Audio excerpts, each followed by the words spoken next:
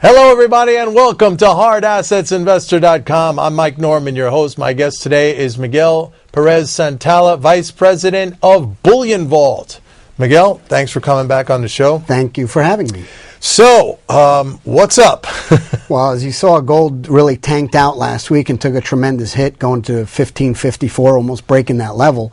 Is that a very important support level? Yes, it's a very important support level, and the fact that it held keeps me bullish at the moment.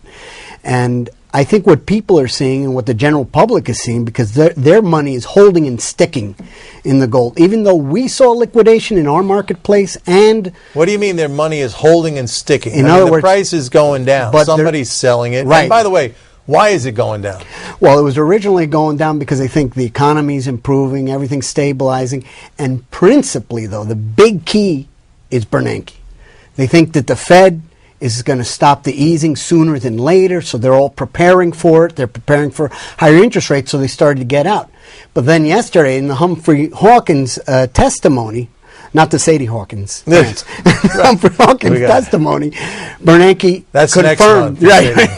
confirmed that they will be continuing quantitative easing. But here's the thing, okay, with this whole quantitative easing. I mean, we've seen it.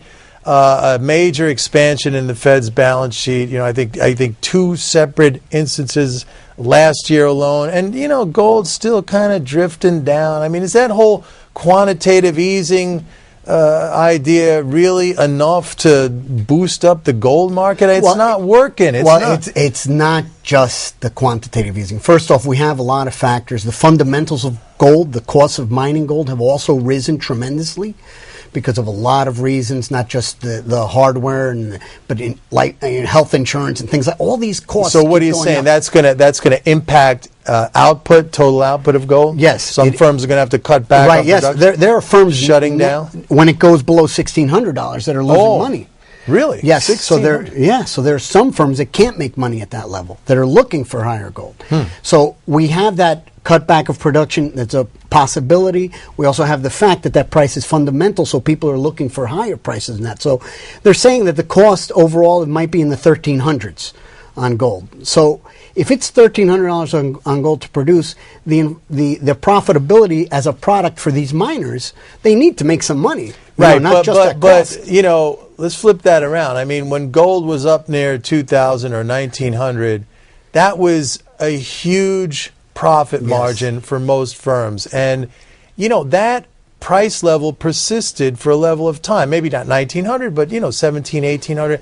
So, couldn't the same thing happen on the downside where, let's say, 1,300? Or here's an example. Remember when it was 250 in the 90s? And a lot of firms had to shut down because it was below the cost of it. Absolutely. But that persisted for a long period of time. Why can't you have the same scenario? Well, I don't think the economy is going to recover that strong. And at that time, remember, the stock market was the all, and so was the real estate. So everybody was at gold. What's gold? I need to be in real estate. It's going through the roof. I need to be in. And then obviously, a few years later, we see the whole real estate market was done with mirrors, right? And that's where we have the collapse. So that's why I think gold still has a few years to run. Coming back, right? I mean, we see it's prices coming back, but even inventory's way down. One of the Fed governors from California was commented on the 21st that they believe the central banks are integral in manipulating the prices in the stock market, which of course then makes people feel like they have more money and then they spend more. And so, where's the truth? I think there is some truth. Things are getting better, but I think people still need to hold some gold and to protect themselves. I never say that you should be all in gold, but I myself personally buy gold. And these levels are obviously a lot more attractive than 17, 18, yes, 1900. Absolutely. And if what you're saying is true, and I believe that it is, you know, 1,500, that's a really attractive price. That's correct. 14, 13. If it does happen to get down there, I mean, people with a long-term perspective should be jumping in. Exactly, and that's what we saw. We saw liquidations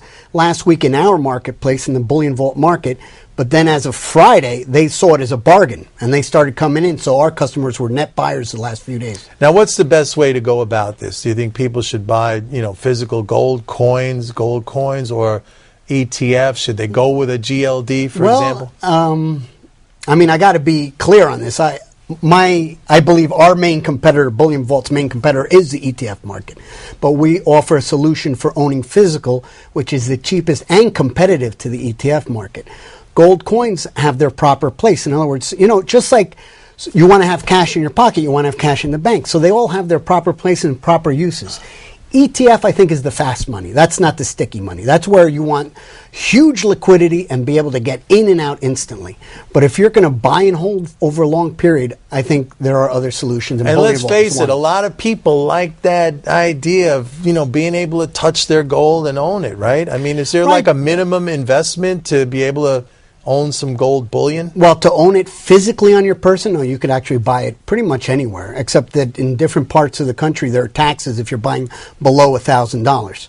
But over $1,000 is typically considered an investment, so they don't tax you. But, personally, me, in terms of the physical gold, I prefer to see my wife wearing the gold jewelry. It does look very nice, right? Let's talk a little bit about silver. What's your outlook there? I mean, it has also pulled back with the gold market. Well, silver's a different animal. I really believe a lot of people are talking about the differentiating between gold and silver, and that silver has a greater capacity to go higher. Unfortunately, my own personal perspective, I believe that there's plenty of silver supply. The silver supply continues to increase. Isn't there like a shortage of silver? No, there wasn't a shortage of silver. The big story started a couple of years ago when there was a big run on physical silver, immediate delivery of physical silver because the photovoltaic industry needed 4.9 silver.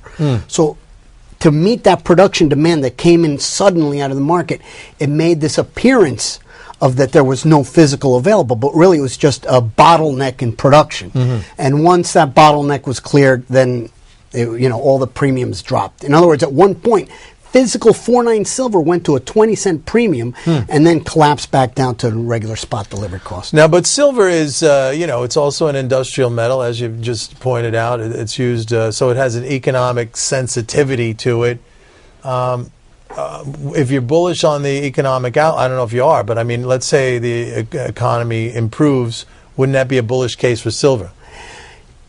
Well, the thing is, obviously, that's a factor, but the point is there's plenty of silver supply. So, I mean, it's bullish in terms of people will always want silver and people will always demand silver.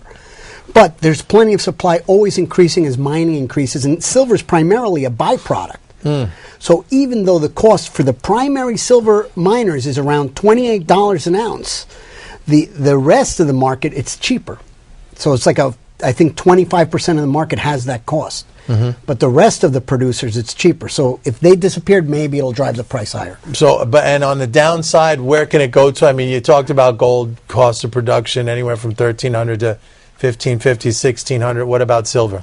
Silver, they're talking that the production for the primary producers is $29. $29? Now, yeah, $28, $29 around there. But so we're right there, basically. Yeah, so we're right there for the primary producers. But for the people who produce as a byproduct, their costs are way lower. So way lower, yeah, because they're producing either copper or zinc, and this is a byproduct.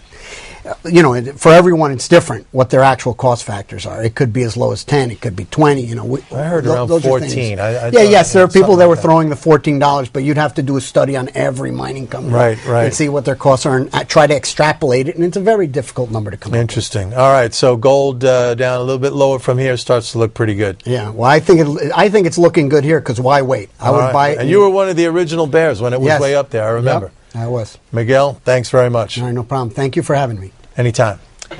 That's it for now, folks. This is Mike Norman saying, see you next time. Bye-bye.